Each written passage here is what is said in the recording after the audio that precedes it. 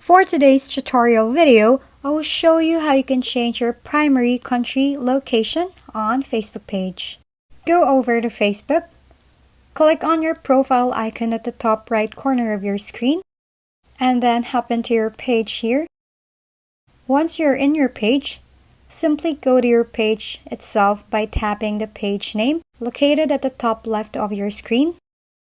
You'll be redirected to your Facebook main page. What you're going to do next is to go to the About tab, which is located underneath your Facebook page profile picture. Once clicked, look for the contact info, and you can see the add location if you haven't added your location yet. But if you have a current location, simply tap the pencil icon beside to change. Now choose your preferred location, and once done, tap the Save button below to save the changes that you've made. That's it.